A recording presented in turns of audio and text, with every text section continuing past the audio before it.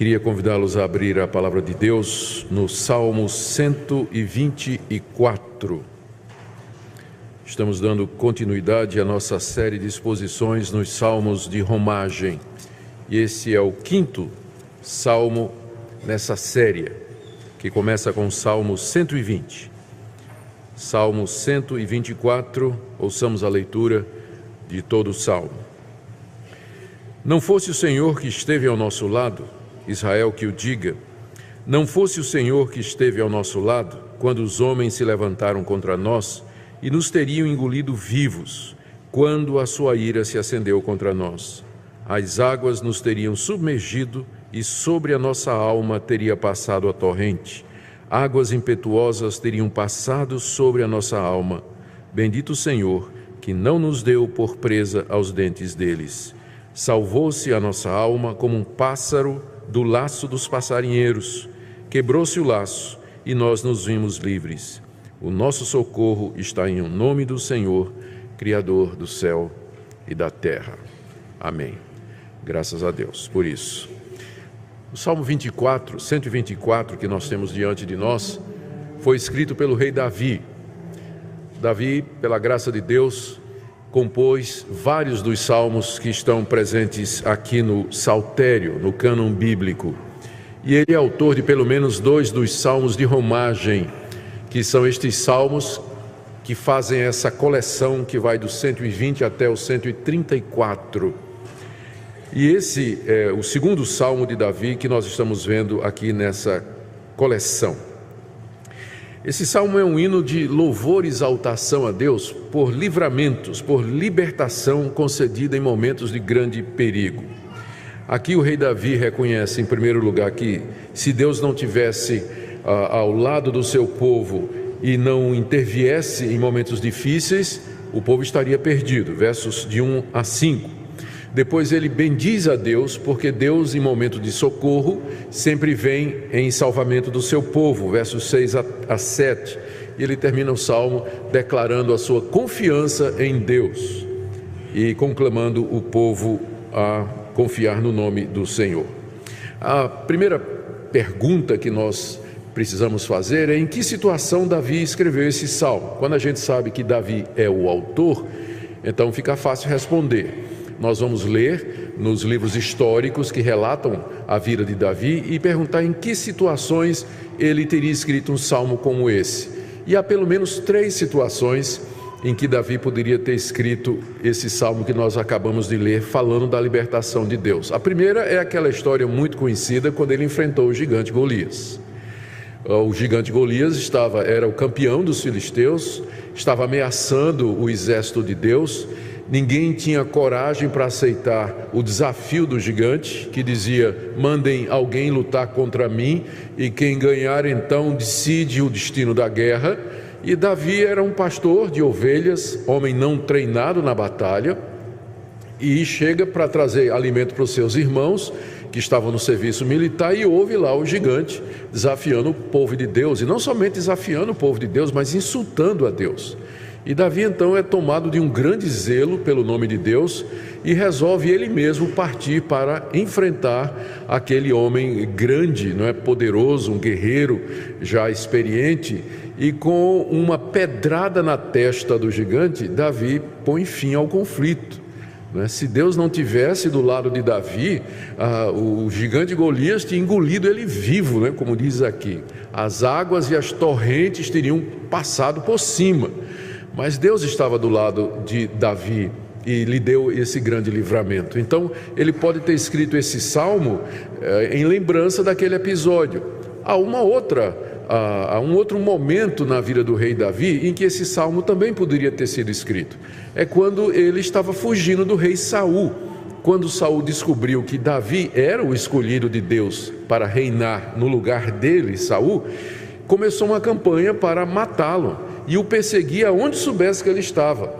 E há um relato de como o rei Saul, com o seu exército, descobriu onde Davi estava acampado e veio pelo lado da montanha, para circundar a montanha e chegar onde Davi estava. Eles estavam separados somente por uma montanha.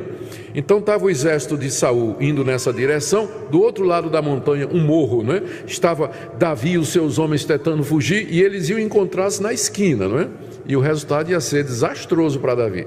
E quando Saul se aproxima, está perto realmente de pegar Davi e matar, chega o mensageiro e diz: Saul, os filisteus acabam de invadir lá a tua cidade, tem que ir lá agora. Faltando isso aqui para pegar Davi, Saul é obrigado a desistir e volta para resolver os problemas que estão acontecidos lá na sua terra, não é?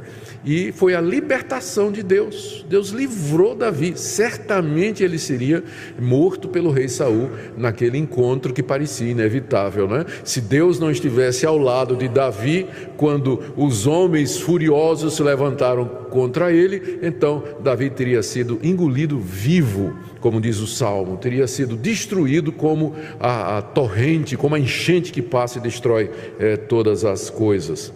Mas também há um outro episódio na vida de Davi em que ele poderia ter escrito esse salmo. Foi quando o filho dele, chamado Absalão, se revoltou contra o seu pai Davi e queria tomar o reino, queria tomar o trono de Israel, e liderou um golpe de estado contra o seu próprio pai. Quando o pai viu que Absalão vinha e que Absalão já tinha os militares ao seu lado e os influentes e os políticos, Davi fugiu pela porta dos fundos da cidade. E ele foi embora juntamente com a sua tropa, mas deixou um conselheiro, amigo dele, chamado Uzai, lá no palácio. E quando Absalão toma o palácio, reúne todo mundo, Uzai está lá no meio, né?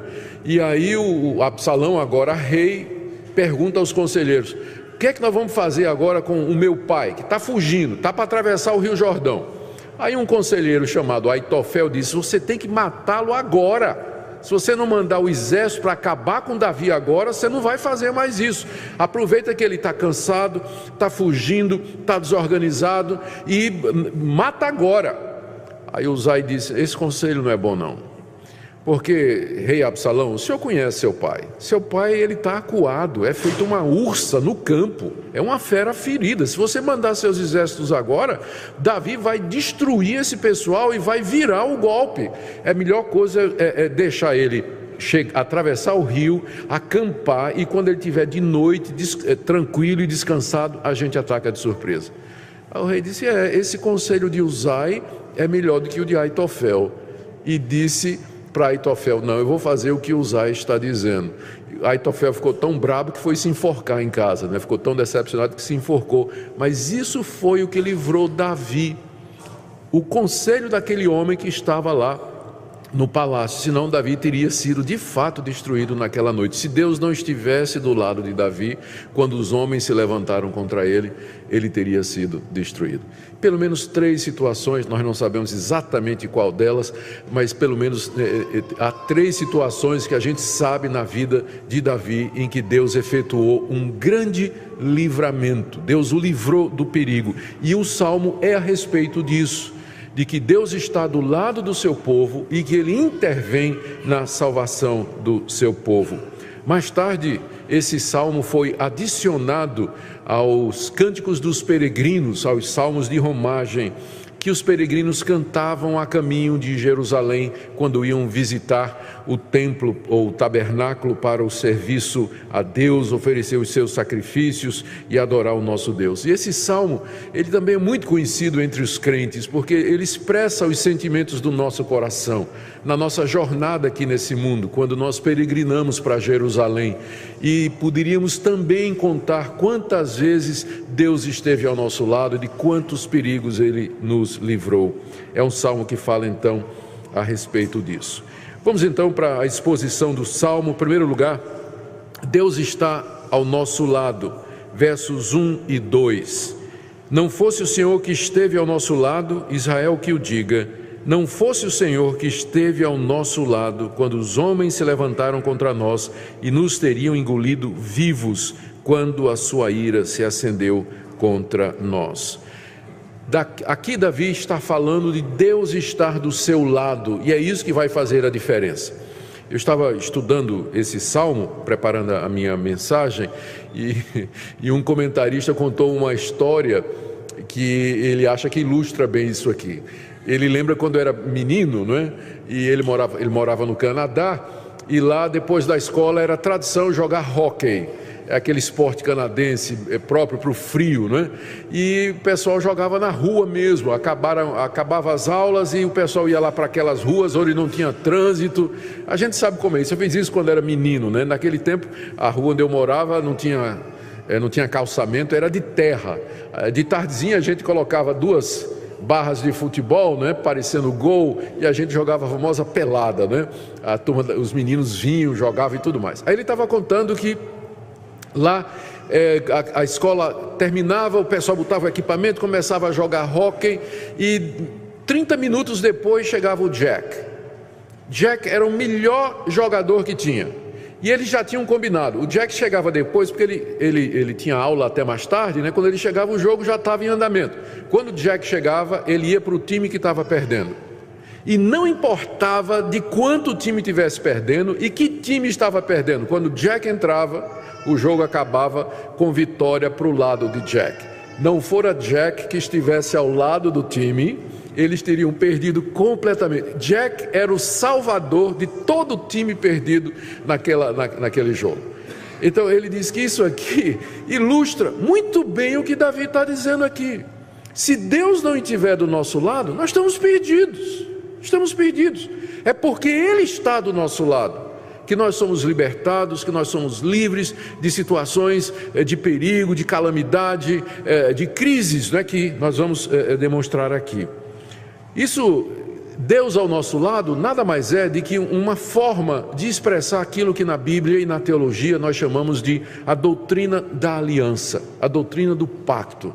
Que Deus fez uma aliança com o seu povo, de entre a humanidade, Deus escolheu aqueles que são seus, com eles fez uma aliança, selada no sangue de Jesus, prefigurada pelo sangue dos animais no tempo do Velho Testamento, e nessa aliança Deus diz: eu sou o Deus de vocês e vocês são o meu povo, eu estou do lado de vocês.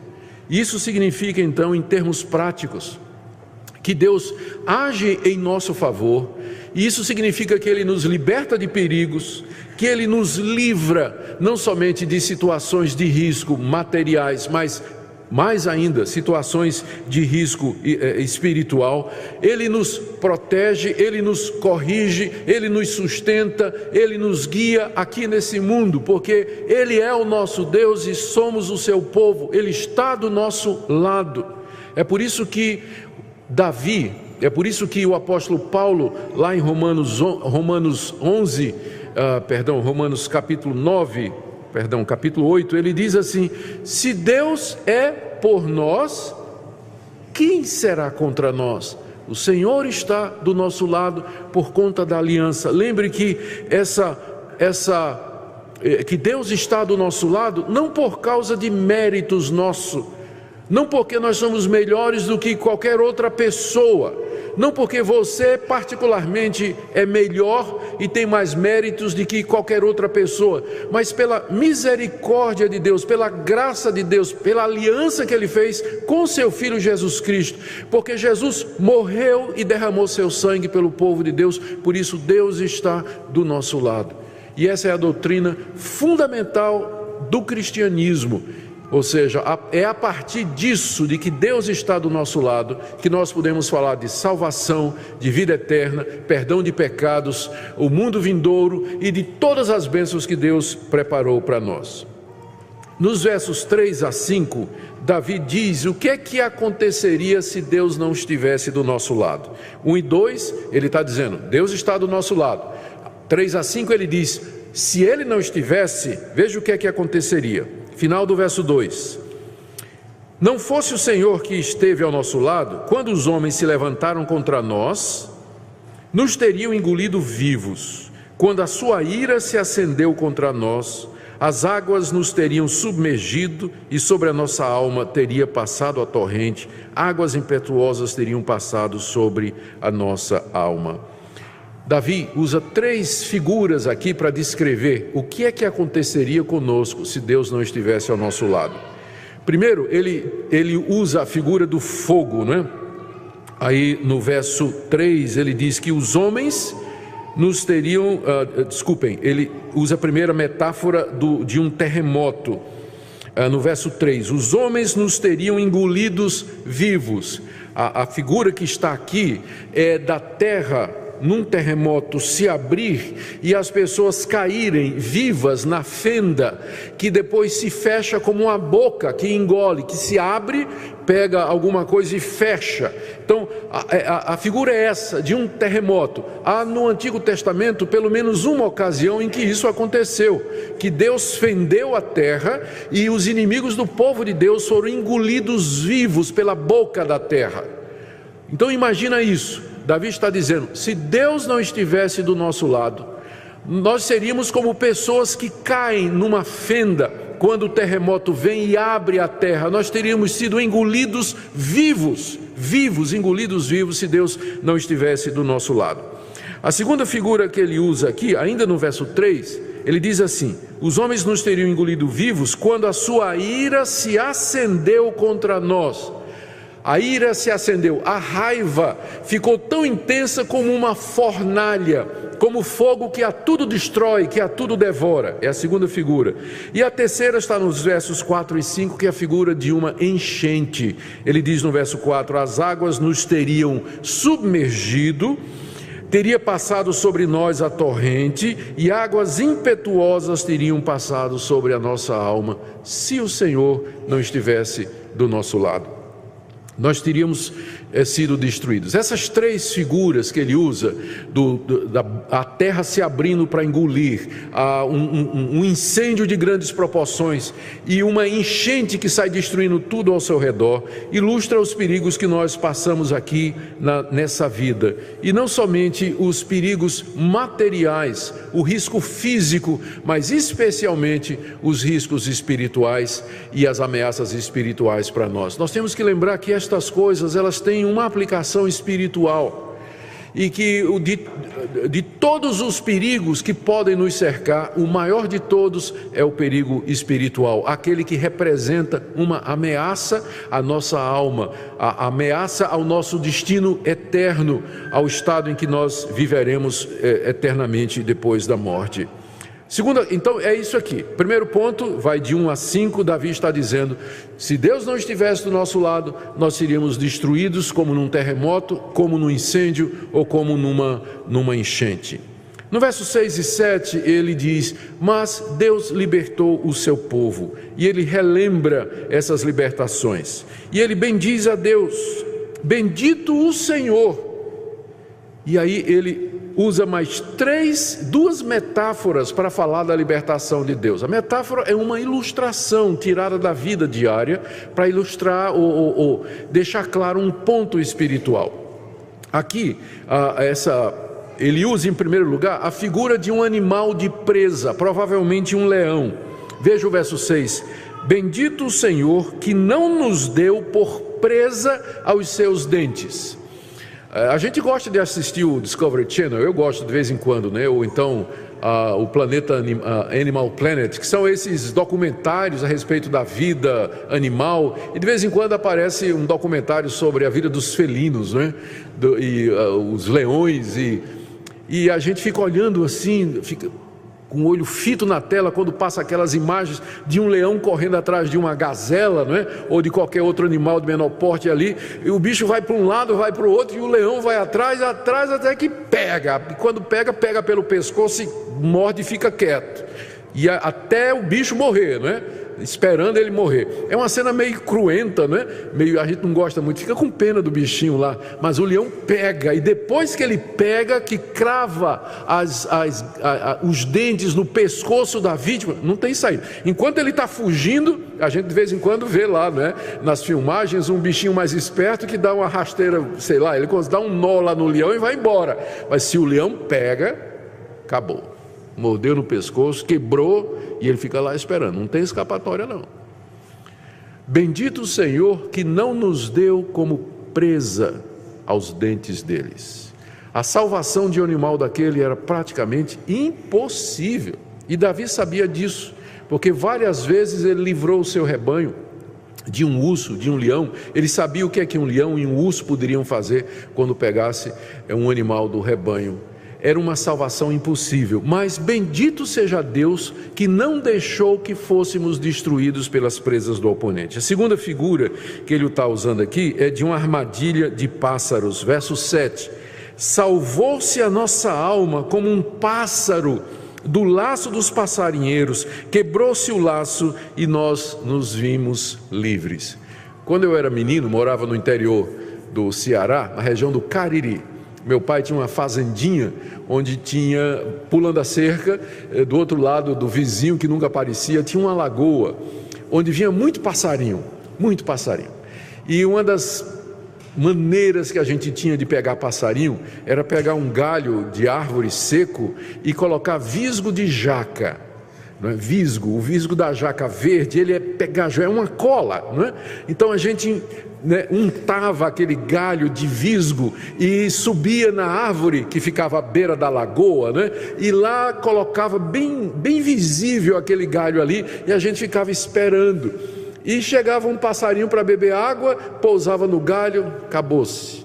Ele ficava preso pelo visgo da jaca. Ele tentava fugir e não fugia. E o que a gente fazia? Era só subir na árvore, catar o passarinho vivo, né? Estava preso. Então eu peguei muito passarinho. O Ibama, por favor, não grava não, o Ibama não pode saber dessas coisas.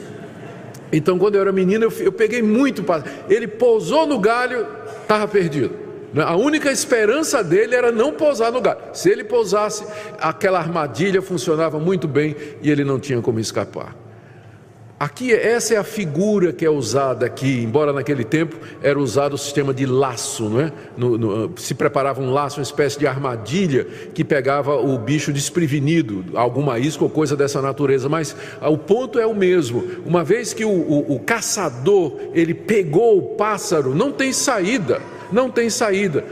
Mas aqui Davi fala que Deus o livrou como um pássaro que escapa da armadilha. Ele fala aqui que quebrou-se o laço e nos vimos livres. Quem é que quebrou o laço? É Deus, naturalmente. A interferência de Deus numa situação que parecia impossível, que não tinha saída, não tinha luz no fim do túnel. Como um animal preso na boca de um leão, como uma ave que está presa no laço, Deus então intervém e naquilo que parecia impossível vem a libertação. E por isso Davi diz: bendito seja Deus, Deus deve ser bendito. Ele termina no verso 8 dizendo, e é a conclusão de tudo isso, depois de refletir sobre tudo isso, usando essas figuras, né, do dia a dia que ilustram muito bem esse ponto, ele conclui: da única forma possível, o nosso socorro está em o nome do Senhor, Criador dos céus e da terra. Essa é a conclusão então que a gente chega, quando a gente olha para trás, quando nós vemos os livramentos que Deus nos deu, quando nós lembramos da doutrina da aliança, que Deus está do nosso lado, lembramos das suas grandes e gloriosas promessas, como Ele é fiel, então nós não podemos chegar a nenhuma outra conclusão a não ser essa, que o nosso socorro aqui nessa vida e para a vida futura está somente no nome daquele que é o Criador dos céus e da terra. É por isso que Ele pode fazer essas interferências, é por isso que Ele pode atender orações, é por isso que Ele pode resolver casos impossíveis, porque Ele é o Criador dos céus e da terra. Tudo lhe obedece, tudo está debaixo do seu controle. Não há ninguém acima dele, não há ninguém que possa contestar a vontade dele ou fazer aquilo que ele não queira que seja feito. Por isso o nosso socorro não está nos homens, não está nas pessoas, embora Deus possa usar as pessoas para nos ajudar, mas a gente sabe que por detrás de toda providência, de todo livramento, de toda ajuda, de todo socorro, está o nome do Senhor, que fez os céus e a terra. O nosso socorro está no nome do Senhor, que fez os céus e a terra. Terminamos então perguntando, irmãos, o que é que esse salmo nos ensina? E eu queria alinhar aqui 3 ou 4 pontos. O primeiro é que nós enfrentamos muitos perigos e situações de risco aqui na nossa jornada nessa vida. Está errada aquela teologia que diz que porque Deus está ao nosso lado, nada de ruim vai nos acontecer, nenhum perigo vai acontecer conosco. Não, não, não. O fato de que Deus está no nosso lado não quer dizer que Ele vai impedir ou então que Ele vai fazer com que que a nossa vida seja uma vida super tranquila, sem problemas, sem dificuldades. Não, não. Mesmo que Deus esteja ao nosso lado, aqui nesse mundo, nós sofremos violência das pessoas, adoecemos, passamos por crises de relacionamento e tantas outras coisas, não é?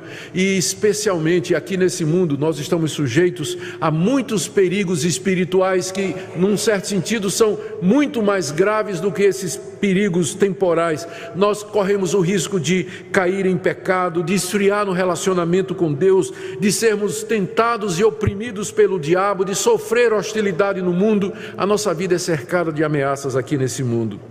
Mas nós podemos e devemos clamar ao nosso Deus em todas as situações, lembrando do que diz o Salmo 124. Segunda coisa que nós podemos lembrar aqui, lendo esse Salmo: nem sempre Deus nos liberta retirando as ameaças e os perigos físicos e temporais. Queridos, Deus estar ao nosso lado significa que Ele vai fazer sempre aquilo que é melhor para nós.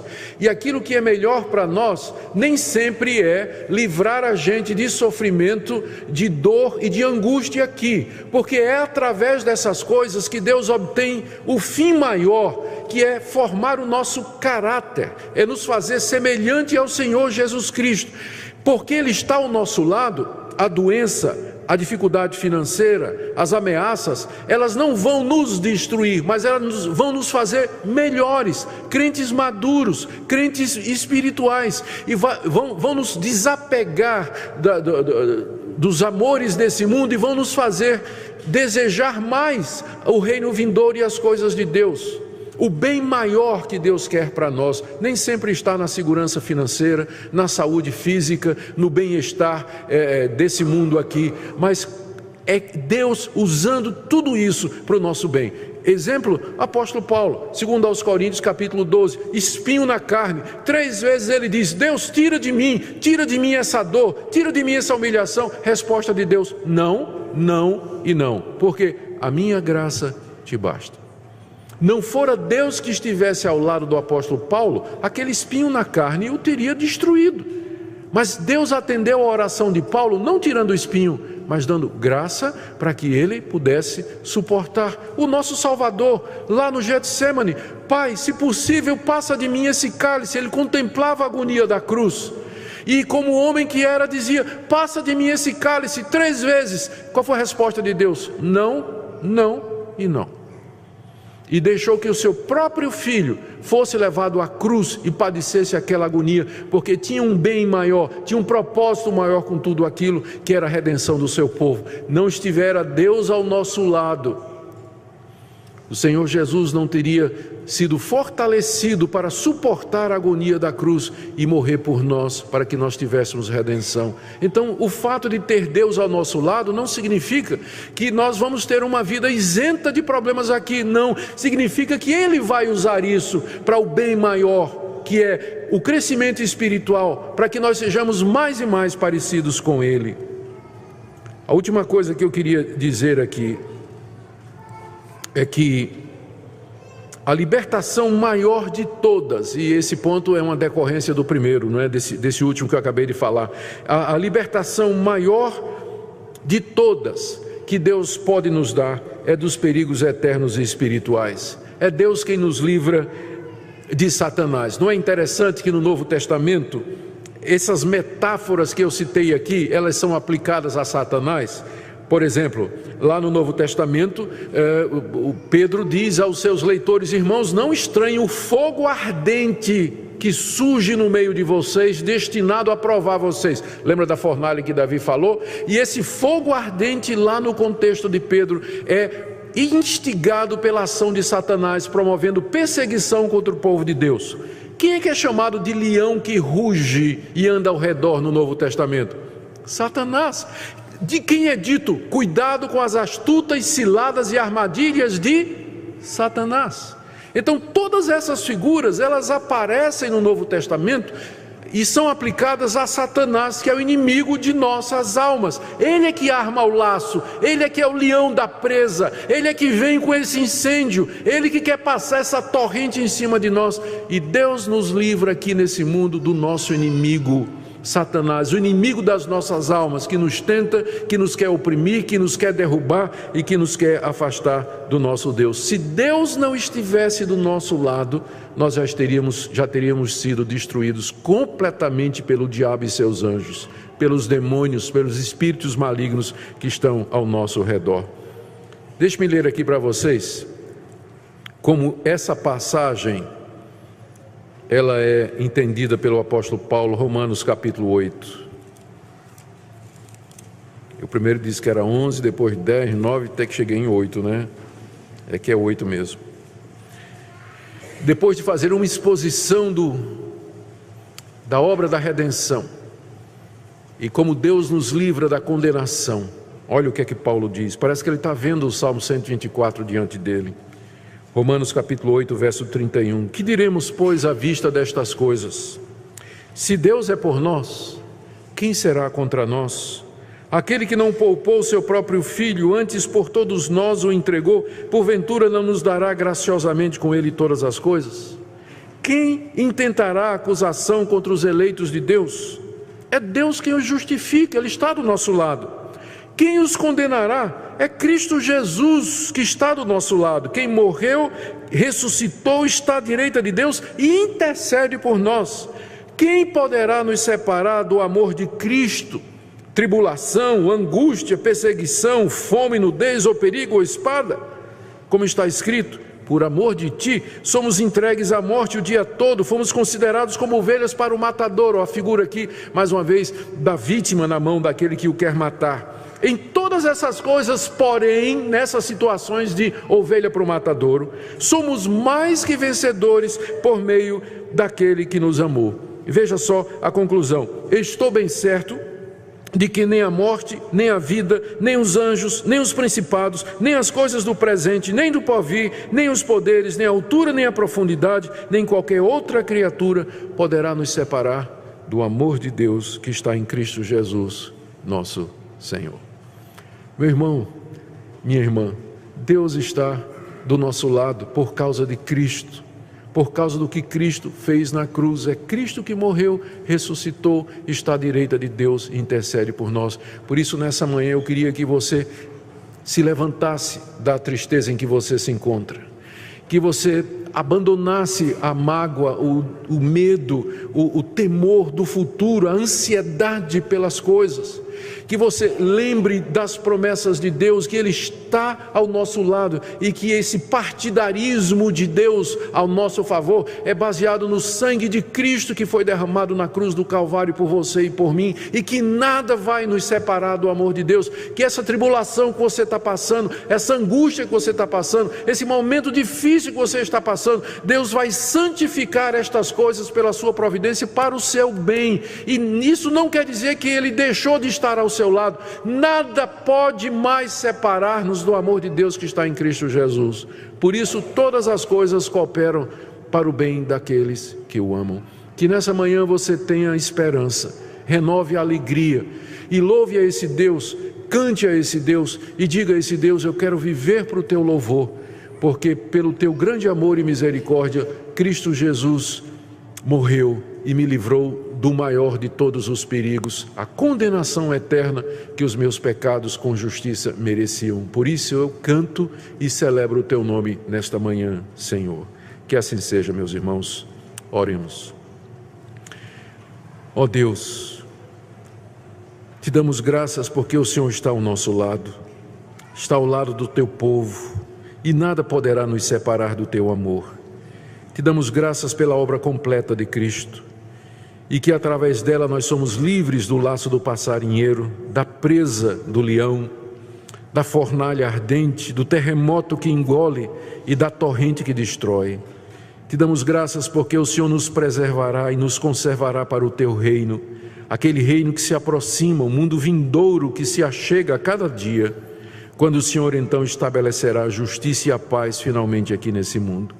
Eu oro por aqueles que me ouvem nesta manhã que o Senhor fale ao seu coração, que o Senhor os console. E se alguém aqui nesta manhã que ainda não entendeu o Evangelho, que ele possa ficar claro nesta manhã pelo teu Espírito Santo. É o que nós te pedimos em nome de Jesus. Amém.